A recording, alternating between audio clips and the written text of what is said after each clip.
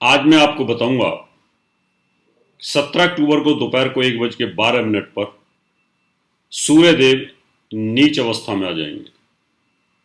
सूर्यदेव का नीच अवस्था में आने का मतलब है कि पृथ्वी के ऊपर त्राह त्राह मचना।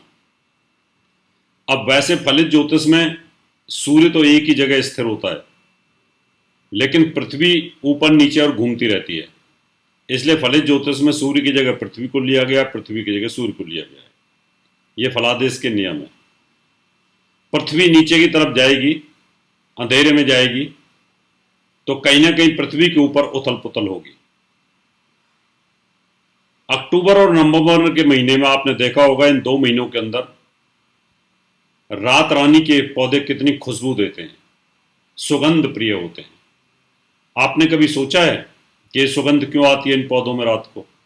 वो इसलिए आती है कि 17 अक्टूबर से 17 नवंबर के बीच में सूर्य नीच का होता है और पृथ्वी के ऊपर पॉइजन फैलता है, पृथ्वी के ऊपर विष बनता है और इस समय ऋतु परिवर्तन होता है। और इस ऋतु परिवर्तन के अंदर हमारे नवरात्र रखे जाते हैं। नवरात्र रखने का वैज्ञानिक आधार है, आध्यात्मिक आधार तो है ही, लेकिन वैज्ञानिक आधार भी है। इस समय पर मैक्सिमम लोग बीमार होंगे और उस बीमारी से निजात पाने के लिए नवरात्रों की शुरुआत की गई है, क्योंकि लोग 9 दिन व्रत करेंगे, पूजा पाठ में मग्न रहेंगे, भगवान में ध्यान करेंगे, बेकार की चीजें खाएंगे नहीं, तो शरीर जो है शरद ऋतु को सहने के लिए तैयार हो जाएगा। और इसी समय सूर्य नीच होने के कारण पृथ्वी के ऊपर विषाणु बढ़ते हैं। आप देखिए कितना भयंकर वायरल चल रहा है। ये तो इस समय अगर कोरोना फैल जाता है इस महीने में तो तबाही कर देता है।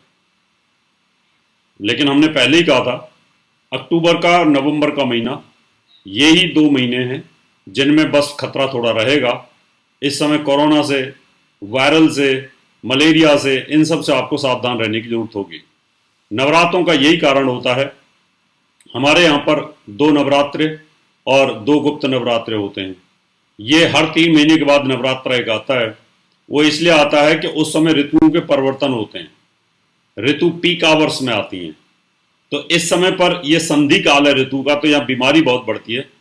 अगर हम कुछ खाएंगे नहीं तो पेट के अंदर पॉइजन नहीं होगा, फूड पॉइजनिंग नहीं होगी। कितने लोग फूड पॉइजनिंग के शिकार हो रहे हैं इस समय, थोड़ा सा कुछ खा लेते हैं, तकलीफ है। मैं खुद इसका शिकार हो रहा हूं और मैं हर साल इन्हीं दिनों में बीमारी का शिकार हो जाता हूं। क्यों हो जाता हूं? क्योंकि सूर्य नीच का हो जाता है। मेरी मीन लगन है, मीन राशि सष्टेश होकर के वो अष्टम भाव में जाता है। तो हर आदमी को कहीं ना कहीं इसका नेगेटिव इफेक्ट आता है। जिसका इम्यून सिस्टम मजबूत है वो इसको झेल जाता है। तो सूर्य नीच हो रहे, अब इसके नीच भंग राजयोग भी बनेंगे। 12 राशियों का फलादेश आपको पूरा में बताऊंगा। ये पहले आपको मैं इसलिए सिखाता हूं, बाद में उसका फलादेश बताता हूं, जिससे आप खुद समझ जाएं कि हमारी राशि के लिए क्या बोला गया है। और आपको मैं एक चीज बता देता हूं, आज जो मैं फलादेश बता रहा हूं ये चंद्र लगन के हिसाब से ही बता रहा हूं, लेकिन अब आपकी ही डिमांड पर अगली बार से जब सूर्य राशि परिवर्तन करेगा उस दिन सूर्य की संक्रांति होगी 17 अक्टूबर को। उस दिन का एपिसोड में मैं आपको बताऊंगा लगन के हिसाब से, जो 100% एक्यूरेट होता है। अभी लोगों को राशि फल की आदत पड़ी हुई है, लेकिन मैं चाहता हूं धीरे धीरे जब आप लगन के बारे में जान जाएंगे तो उस समय आपको ये आसानी रहेगी। तो चलिए, पहले तो आपको उन राशियों की जानकारी दे दूं जिन राशियों में नीचभंग राजयोग बनेगा और उनका जबरदस्त आपको लाभ मिलेगा। एक तरीका। दूसरा तरीका है कि मैं सब राशियों के बारे में जानकारी देता चला जाता हूं और आप अपनी राशि के बारे में जान जाइए कि 4 राशि जिनको धन के मामले में बहुत अच्छा लाभ मिलेगा, बाकी 8 राशियों को कहीं ना कोई नुकसान जरूर होगा। और नीचभंग राजयोग कैसे बनता है वो मैं आपको बता देता हूं। नीचभंग राजयोग 5 प्रकार से बनता है। जिस ग्रह में कोई राशि जिस ग्रह में नीच हुआ है, जिस घर में नीच हुआ है, उस राशि का स्वामी केंद्र में हो, उस राशि का स्वामी साथ बैठा हो, उस राशि का स्वामी उसको देखता हो। जिस राशि में सूर्य नीच हुआ है वो जिसमें उच्च होता है, उस राशि का स्वामी केंद्र में हो, तो ये नीचभंग राजयोग बन जाते हैं। अब हम शुरुआत करेंगे मेष राशि से। मेष राशि के अंदर पंचम भाव का स्वामी सूर्य नीच विवाह स्थान पर हुआ है। इस राशि को नीचभंग राजयोग नहीं है। अब सूर्य की महादशा जिनकी चल रही होगी उनके बच्चे के गले में तकलीफ होगी, और जिनकी सूर्य की महादशा शनि की अंतरदशा चल रही होगी उनको तलाक का सामना करना पड़ेगा, मैरिज लाइफ में डिस्टर्बेंस होगी। सावधानी बरतने की आवश्यकता है आपको। पति पत्नी में बिगाड़ खाता ज़्यादा मत करिएगा। वृष राशि, वृष राशि के अंदर यहाँ पर सूर्य माँ का स्वामी होकर नीच स्थान में, छठे भाव में रोग स्थान पर है।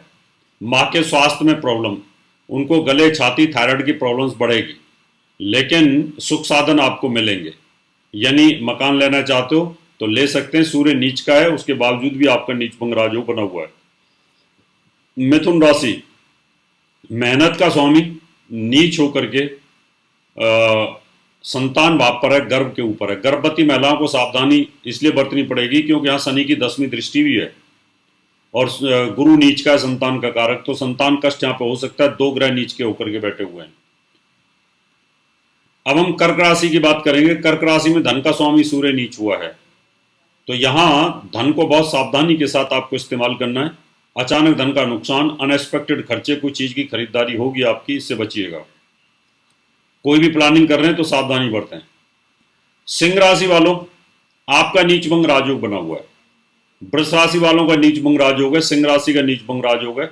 अगर आप थायराइड से पीड़ित हैं, गले छाती से तकलीफ है, तो ये हेल्थ का तो ध्यान रखना पड़ेगा आपको।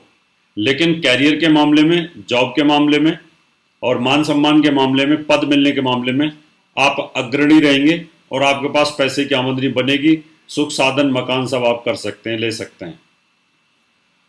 कन्या राशि में यहाँ पर सूर्य खर्च का स्वामी होकर के धन भाव पर नीच होकर के बैठा हुआ है और ऐसी स्थिति में धन का नुकसान होने के योग बनते हैं, इसका ध्यान रखें। धन का नुकसान हो सकता है कहीं ना कहीं, क्योंकि ऐसी सिचुएशंस बनी हुई है, तो इसका जरूर ध्यान रखें। अगली राशि हमारे पास में तुला राशि। तुला राशि में सूर्य नीच का है स्वयं और लाभ का स्वामी नीच होकर के बैठा हुआ है। लेकिन राशि के अंदर सूर्य का जो फल है वो बहुत अच्छा नहीं है यहाँ पर, लेकिन पैसा तो आपके पास आएगा, क्योंकि धन भाव का स्वामी शुक्र आपके नीच अवस्था से निकल करके धन भाव पर बैठा हुआ है। वृश्चिक राशि वालों के लिए नीच भंग राजयोग बनेगा, क्योंकि सूर्य यहाँ पर नीच अवस्था में 12वें भाव में है और शुक्र केंद्र में आपकी राशि के अंदर है, तो यहाँ आपको निश्चित तौर पर लाभ मिलेगा। जॉब से संबंधित आपकी परेशानियां हल हो जाएंगी। सरकार से संबंधित काम भी आपके काफ़ी पॉजिटिव होने के योग बनेंगे। धनु राशि पर शनि की 7.5 का प्रभाव है। भाग्य का स्वामी नीच है, जहां पर नीच हुआ है वो लाभ स्थान होता है। थोड़ी बहुत लाभ में कमी हो सकती है, भाग्य का नुकसान हो सकता है। शेयर बाजार, सरकारी जो कंपनियां हैं उनमें शेयर का मामला है, उनसे थोड़ा बचाव करेंगे तो अच्छा रहेगा।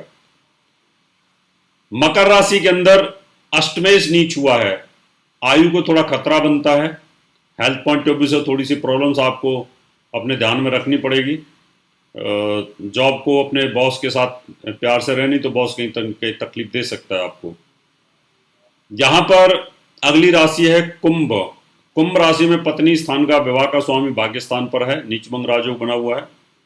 इस महीने में कहीं ना कहीं मैरिज से संबंधित कोई बात आपकी बनेगी, रीमैरिज होने का योग कोई बन सकता है, आपका भाग्योदय होने का योग बनेगा। मीन राशि के लिए थोड़ा मामला खराब रहेगा, क्योंकि रोग का स्वामी मृत्यु स्थान में सूर्य है, तो एक अच्छी स्थिति में नहीं है यहाँ पर। तो आपके हेल्थ, पेट की तकलीफें, ये सब कहीं ना कहीं बढ़ सकती हैं, तो इनका बचाव करिएगा। इसी तरह की और भी जानकारी लेने के लिए हमारे चैनल को सब्सक्राइब करें और नई वीडियो की नोटिफिकेशन के लिए बेल आइकॉन दबाएं। अगर आप ये वीडियो फेसबुक पर देख रहे हैं तो वीडियो को लाइक और शेयर करें। साथ ही अपनी राय कमेंट बॉक्स में जरूर बताएं। धन्यवाद।